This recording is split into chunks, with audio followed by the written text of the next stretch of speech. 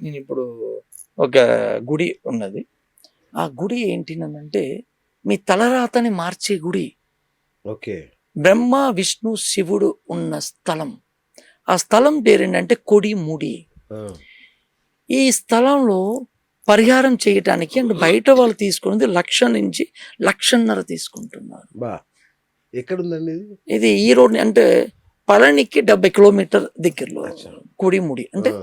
మకుటేశ్వరుడు. ఆ! అక్కడ పెద్ద పెద్ద మినిస్టర్స్, ప్రమోషన్స్ కావాలనుకున్న వాళ్ళు, జాబ్ లేదు జాబ్ కావాలనుకున్న వాళ్ళు, తలరాత నాకు ఏది చేసినా సక్సెస్ అవ్వట్లేదు, నాకు సక్సెస్ అవ్వాలనుకున్న వాళ్ళు ఆ గుడికి వచ్చి ఒక ప్రాసెస్ ఉంది. ఆ ప్రాసెస్‌కి 1,00,000 నుంచి 1,50,000 బయట వాళ్ళు తీసుకుంటున్నారు. హ్మ్. బట్ గుడి వాళ్ళేమో తక్కువ తీసుకుంటున్నారు. అదే 3,000 4,000 అంతే. తీసుకుంటున్నారు. ఆ! బట్ అది సింపుల్‌గా తూతూ మంత్రంగా అచ్చచ్చచ్చ! చేసేస్తారు. ఓకే.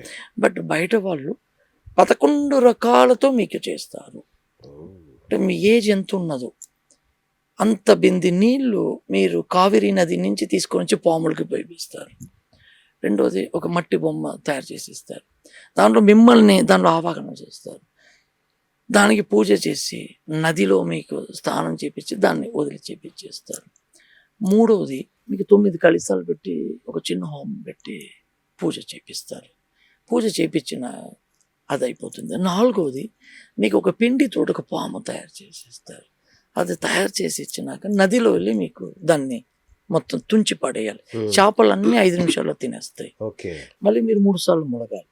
ఐదోది మీకు నది ఒడ్డున కూర్చోబెడతారు. ఒక వెండి పాముని మీ బొటన వేలు సైజులో ఇస్తారు. అక్కడ దానికి ప్రాణప్రతిష్ఠ చేసి, దానికి పూజ చేసి, మీ తలని 9 సార్లు చుట్టించి మళ్ళీ నదిలో పడేస్తారు. ఆరోది మీకు ఒక పాముని విగ్రహ ప్రతిష్ఠ చేపిస్తారు. హ్మ్. అక్కడ గుడిలో చెట్టు ఓకే. కింద. ఓకే. అది. ఆ! ఏడోది ఆవుకి పూజ చేపిస్తారు. గోమాతకి. ఎనిమిదోది మీ జాతక చక్రాన్ని రాగి రేకులో రాసిస్తారు. జాతక చక్రాన్ని రాగి రేకులో రాసిస్తారు.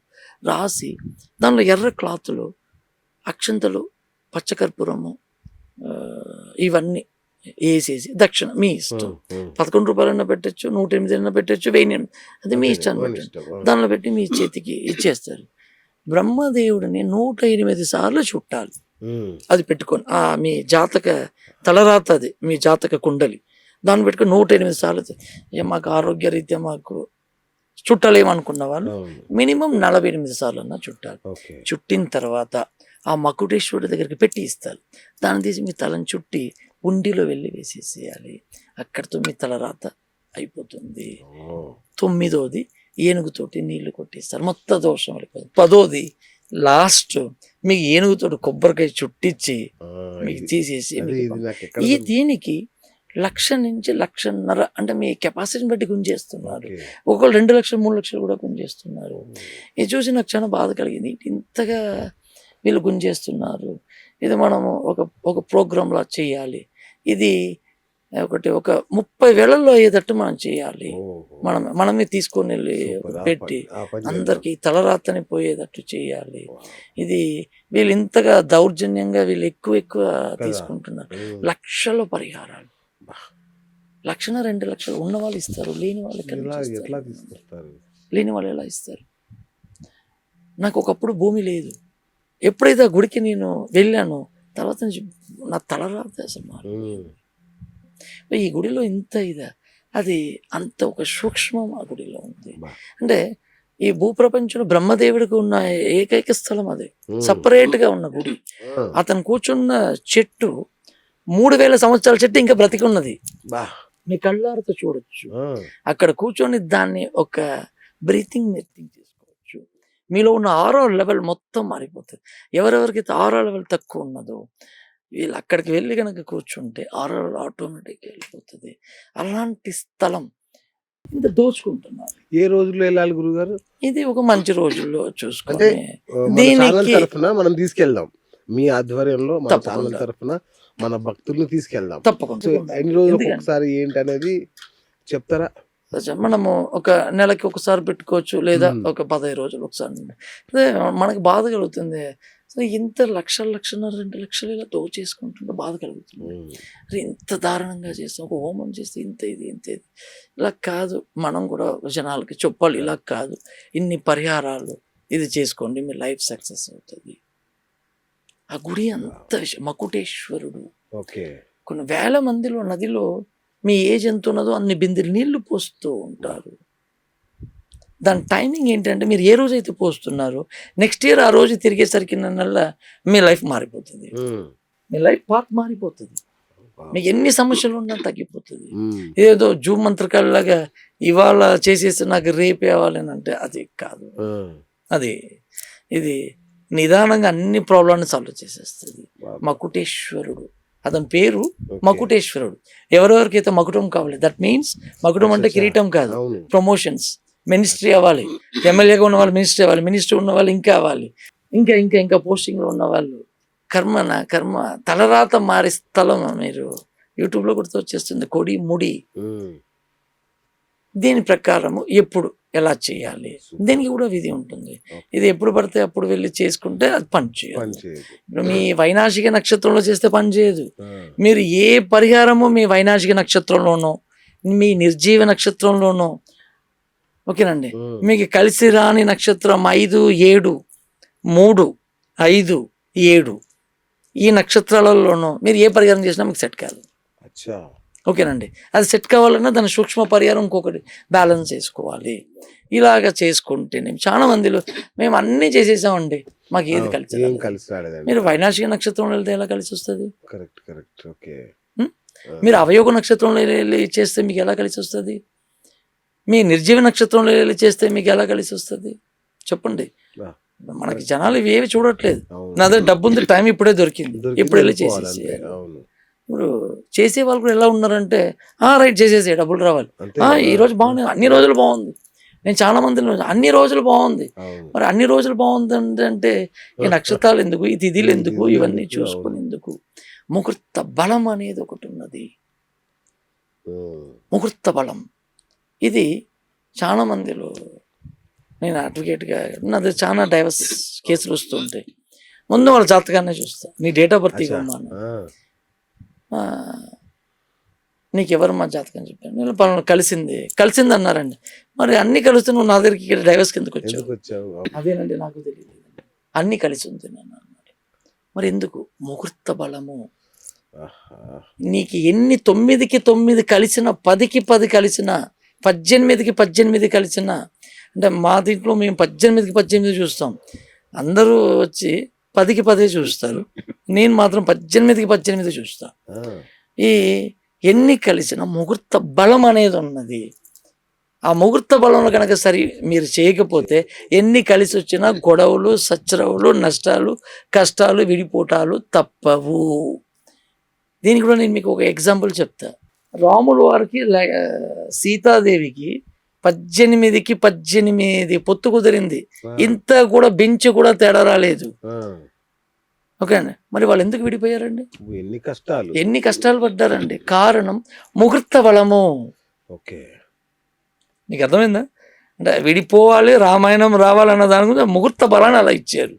సో మీ ముహూర్త బలం బాగుంటే ఏ జాతకం కలగపోయినా పర్వాలేదు. ఓకేనండి, మేము ఇప్పుడు ఈ ప్రేమికులకు అందరికి జాతకాలు కలవదు, నక్షత్రాలు కలవదు. మరి ఎలాగంటే అంటే ముహూర్త బలం బాగుండాలి. ఆ ముహూర్త బలం నేను పెట్టుకున్న గడిలో ఈ డేట్లో చూడండి అంటే రాదు. అది సంవత్సరంలో 3 సార్లే ఉంటుంది. ఎప్పుడు పడితే అప్పుడు రాదు. అప్పుడే నువ్వు పెళ్లి చేసుకోవాలి. నీకు కావాల్సిన డేట్లో రాదు. వచ్చిన డేట్లోనే మీరు పెళ్లి చేసుకుంటే ఆ వైవాహిక జీవితం బాగుంటుంది, మీరు చేసే బిజినెస్ బాగుంటుంది. ఇప్పుడు నెక్స్ట్ ఈ టాపిక్ మీరు తెచ్చారు కాబట్టి ఇంకొకటి, ఇప్పుడు కొన్ని బిల్డింగ్స్ అన్నీ చూడండి, లోన్లో రికవరీ జప్తీ అయిపోయి ఉంటుంది. ఇప్పుడు ఈ హైడ్రాలు అన్ని కొట్టుకుపోయినాయి, అన్ని చాలా వరకు కొట్టుకుపోయింది. కొన్ని లాస్ అయిపోయి, అప్పులు అయిపోయి, లాస్ట్కి వాళ్ళ ఇల్లుని అమ్మేసుకొని వెళ్ళిపోయిన వాళ్ళు చాలా మందిలో ఉన్నారు. కొన్ని మందిలో బ్యాంక్ సీజ్ చేసేస్తున్నాయి. కొన్ని మందిలో ఆ వాళ్ళు కట్టిన ఇంటికే వెళ్ళలేకుండా కొన్ని మందిలో, మొన్న ఒక జాతకం నా దగ్గరికి వచ్చింది, గృహప్రవేశం అని చేద్దాం అనుకున్న టైం వాళ్ళ నాన్నగారు చనిపోయారు. ఆ, కొంతమందిలు ఆ ఇంట్లో దిగిన తర్వాత 6 నెలల్లో చనిపోతారు. ఆ, ఇవన్నిటికీ ముహూర్త బలం ఏంటి? కాంక్రీట్ వేసేది శని హోరలో ఎవడైతే వేస్తున్నాడో వాడికి అన్నీ ఇవి జరిగిపోతుంది. ఓకే. ఉమ్, మీకు అర్థమైందా? హైడ్రా ఎందుకు కూలింది? నువ్వు ఆ బేస్మెంట్ నువ్వు శని హోరలో కట్టి ఉంటావు. శని హోరలో కడితే మాత్రమే అది కూలక తప్పదు, నువ్వు వదలక తప్పదు. అది మొత్తం బ్యాంకింగ్ జప్తి లేదా అమ్మేయటం లాస్, అది తప్పనే తప్పదు. పార్వతి పరమశివులకే తప్పలేదండి. శివుడు పార్వతీదేవికి అతి గొప్ప ఒక ఇల్లు కట్టాడు. ఇల్లు కట్టిన తర్వాత గృహప్రవేశానికి అందరికి ఇన్వైట్ చేయాలని అనుకున్నప్పుడు శనిని కూడా పిలిపించారు. శనిని పిలిపించినప్పుడు ఇతను వస్తాను స్వామి అంటే, అతను పెద్ద పిలిచినప్పుడు ఖచ్చితంగా వస్తాను స్వామి. తప్పదుగా. అప్పుడు ఇతను నారదుడి దగ్గరికి అంటాడు, వీళ్ళు కట్టిన ఇది నా హోరలో కట్టారు, నా గడిలో కట్టారు, ఈ ఇల్లు ఎలా నిలబడుతుంది? అది స్వామి మీరు శివుడికి అలా అంటారు ఏంటి స్వామి? నేరుగా నారదుడి పని ఏంటి? ఎక్కడంటే అక్కడ తగిలించటమే. నేరుగా శివుడి దగ్గర, స్వామి మీ ఇల్లు కూల్చేస్తానంటున్నాడు స్వామి, మీరు అతను హోరలో కట్టారన్నారు. అరే శని చెప్తే అసలు మాట తప్పడు. చెప్పాడంటే చెప్పిందల్లా చేసేస్తానంటే. ఎందుకంటే ఆల్రెడీ అతనికి ఒకసారి అనుభవం జరిగింది. ఎందుకంటే శని మిమ్మల్ని పట్టబోతున్నాడు అని అంటే ఓ చెట్టు త్వరలో దాక్కుంటాడు. దాక్కున్న తర్వాత నారదుడు చెప్తారు ఎన్ని అవర్స్ పడతా అంటే కనీసం 24 గంటలన్నా పడతాను అని అంటాడు. 24 గంటలు అయిన తర్వాత శివుడు బయటకు వస్తాడు. ఏమైంది శని, నన్ను పట్టలేదు, నేనే గెలిచాను అంటాడు. అప్పుడు నవ్వుతాడు, స్వామి మీరు హిమాలయాలు అంటే ఏసీలా ఉంటుంది, అలాంటి హిమాలయాల్లో వేద ఋషులు మహర్షులు తపస్సు చేస్తూ నిన్ను ఆరాధిస్తున్న కాడ కూర్చోకుండా నువ్వు ఈ వాసన ఈ కంపు ఉన్న స్థలంలో నువ్వు వెళ్ళి కూర్చున్నావు, ఈ దోమలతోటి నిద్రలే కూర్చున్నావు, నేను బట్టబట్టే కదా నువ్వు కూర్చున్నావు అంటే ఇప్పుడు నిజంగా నువ్వు గొప్పోడు విన్నాను. ఆ ఎక్స్పీరియన్స్ అతనికి ఆల్రెడీ ఉన్నది. అయ్యయ్యో అంటే ఇప్పుడు అతని టెన్షన్ చూసి పార్వతీ స్వామి ఏంటి స్వామి ఇంత టెన్షన్ ఉందంటే, ఇలాగా అయ్యో ఇలా నీ భక్తుడే కదా స్వామి, నువ్వే కదా అతనికి శని ఈశ్వరుడు పట్టం ఇచ్చింది నువ్వే కదా, సో నీ మాట ఎందుకు వినడు స్వామి అని అంటే, సరే మనంగా శని వచ్చి కూల్ చేస్తే మన పేరు డ్యామేజ్ అయిపోతుంది. సో కాబట్టి నేను డమర్కాన్ని శని కానీ ఒప్పుకోకపోతే నేను డమర్కాన్ని మోగిస్తా, నువ్వు ఇల్లుని మొత్తం కూలగొట్టి మనమే ఇల్లు కూలగొట్టుకున్నామన్న మనకు ఒక గౌరవం మిగులుతుంది. శని వచ్చి కూలగొడితే మాత్రం మన పరువు పోతుంది. శివుడు ఇల్లుని నేను కూలగొట్టాను అని ఒక పరువు పోతుంది అని అంటే, సరే స్వామి మీరు ఎలాగన్నా ఒప్పించండి స్వామి అని వెళ్ళాడు. శని పిలిపించాడు. శని వచ్చాడు, స్వామి ఎన్ని సంవత్సరాలు అయింది స్వామి నేను చూసి, ధన్యాలు స్వామి, దండాలు స్వామిని పూజిస్తాను స్వామి, నాకు ఒకే ఒక ఆశ స్వామి, తీరుస్తావా స్వామి అంటే, అప్పుడు ఓ అమ్మో వీడు ఏమడుగుతాడు అంటే, సరే తీరుస్తాను. నేను నాట్యం చూసి కొన్ని ఏళ్ళైంది స్వామి, నేను నాట్యాన్ని నేను చూడాలి స్వామి, శివతాండవాన్ని చదవటం ప్రారంభించాను. అంతే కదా, మరి నేను నాట్యం ఆడితే నువ్వు నాకు ఒక మాట ఇస్తావా అని చెప్పి అడుగుతాడు. అలాగనే స్వామి అంటాడు, అయితే నాట్యం ఆడితే నా ఇల్లు నిలబడుతుంది అంటే, ఇతను ఆల్రెడీ నీ నాట్యం ఆడిన దానికి నేను ఒకటి అడిగింది నువ్వు ఇవ్వాలి అని అంటే, తప్పకుండా సార్ మీరు అడిగింది నేను ఇవ్వకపోవటమా అని ఇతను చెప్పేశాడు. ఇతను ఆనందంలో నాట్యాన్ని ఆడి ఆ డమర్కాన్ని డగ డగ డగ డగ డగ డగ అని కొట్టేశాడు. అది విని పార్వతీదేవి శని వినలేదనుకుంటా కొట్టేశాడు, మనం మొత్తం కూల్చేద్దాం మొత్తం కూల్చేస్తాం. ఇతను కూడా అలాగనే స్వామి నీ జోలికి నీ ఇంటి వైపు కూడా నేను రాను స్వామి. నేరుగా వెళ్తే ఇల్లు కనిపించలేదు, ఎక్కడ చూసినా మొత్తం నేలమట్టం అయిపోయింది. ఏంటి స్వామి పార్వతి ఇల్లు ఏమైంది? మీరే కదా స్వామి డమరకం శని ఒప్పుకోకపోతే డమరకం కొడతాను, ఒప్పుకోకపోతే డమరకం కొడతాను, ఆ సౌండ్ విని నేను కూల్చి మీరే కదా స్వామి అన్నారండి. అబ్బా ఇంత పని శని ఎంత పని చేశాడు, తను అనుకున్నట్టు చేసేసాడు. నిజంగా శని గొప్పవాడు, నీతిమంతుడు. ఓకేనండి, ఎవరి అడ్డు వచ్చినా ఎవరి మాట వినడు అన్నది ఇది. సో ఇప్పుడు ఈ హైడ్రా కూడా ఇప్పుడు ఇవన్నీ జరుగుతుంది చూసారా, ఇవి కట్టిన వాళ్ళన్నీ ఈ గడియల్లో వాళ్ళకి ఇవన్నీ జరుగుతుంది. ఇవన్నీ రీసెర్చ్ చేసాం మేము. రైట్. చాలా మంది దగ్గర ఇది ఎప్పుడు కాంక్రీట్ ఎప్పుడు వేసారు దీని రీసెర్చ్ చేసుకున్నాను. ఇది ఎప్పుడు జరిగింది మీరు టైం చెప్పగలుగుతారా, ఈ టైంలో ఏమున్నది అని ఇవన్నీ నోట్స్ తీసుకున్నాం, సబ్జెక్ట్ తయారు చేసుకున్నాం. సో ఈ ఇల్లులే ఎందుకు వెళ్తున్నాయి అసలు? అందరూ లోన్లు తీసుకుంటున్నారు. కొంతమంది ఇల్లులే జప్తీలు అవుతున్నాయి, కొంతమంది ఇల్లులో మరణం సంభవిస్తుంది, కొన్ని మందే వదిలేసి ఊరి పారిపోయి వెళ్ళిపోతున్నారు. ఎందువల్ల? అసలు ఇక్కడ ఏదో ఉన్నది, సంథింగ్ ఏదో ఉన్నది అని రీసెర్చ్ చేయడం మొదలుపెట్టాం. మీరు ఎప్పుడు ఏంటి అని అన్నీ చేసుకుంటూ తెలిసిన వాళ్ళు వాళ్ళకి తెలిసిన వాళ్ళు వాళ్ళకి తెలిసిన వాళ్ళు అలా అలా అలా అలా అలాగా చేసుకుంటూ వాళ్ళు బిల్స్ ఎప్పుడు కట్టారు, అది ఎప్పుడు ఆ డేట్స్ అవన్నీ చూసుకొని ఆ డేట్స్ చూసుకుంటూ ఇలా పలానా రోజు వేసాము బేస్మెంట్ వేసాము అని అవన్నీ తెలుసుకొని అప్పుడు ఆ తిథి ఏమున్నది, ఆ నక్షత్రం ఏమున్నది, ఈ హోరా టైం ఏమున్నది, ఇవన్నీ తెలుసుకొని చూసాం. లాస్ట్లో మనము తెలిసిన విషయం ఏంటంటే శని హోరాలు, శని గడియలు ఎవరైతే బేస్మెంట్ వేస్తారో పిల్లర్స్ వేస్తారో అది మటాష్ ఖచ్చితంగా అయిపోవాల్సిందే. ఇప్పుడు ఇవన్నీ ఇప్పుడు జరిగేవన్నీ మన కళ్ళ ముందర జరిగేవన్నీ ఇవి. సో ఇవి చూసుకొని వాళ్ళు తమ ఒక గడియల్ని చూసుకొని ఎవరికి వాళ్ళు జాగ్రత్తగా మంచి గడియల్లో చేసుకుంటే అన్ని శుభమే జరుగుతుంది. ఇవన్నీ మనకి కథలు చాలా మనకి ఎగ్జాంపుల్స్ ఉన్నాయి. మనమే చాలా ఆటకేతనంగా తీసుకుంటాం. నా దగ్గర డబ్బు ఉంది, ఇది ఉంది. విజయ్ మాల్యా ఏమయ్యాడండి? ఇప్పుడు ముఖేష్ గారు తమ్ముడు ఏమయ్యాడు? ఇప్పుడు ఇంకొక అతను వెళ్ళిపోయాడు చూడండి, ఆదాని ఏమైందండి? వీళ్ళందరూ పెద్ద పెద్ద వాళ్ళు, కొన్ని లక్షల కోట్లు ఉన్నారు. మరి వాళ్ళకి ఎందుకు ఇవన్నీ వదిలేసేసుకొని వెళ్తున్నారు? నా దగ్గర డబ్బు ఉన్నదని నాకంతా ఏం కాదు, కట్టేసి.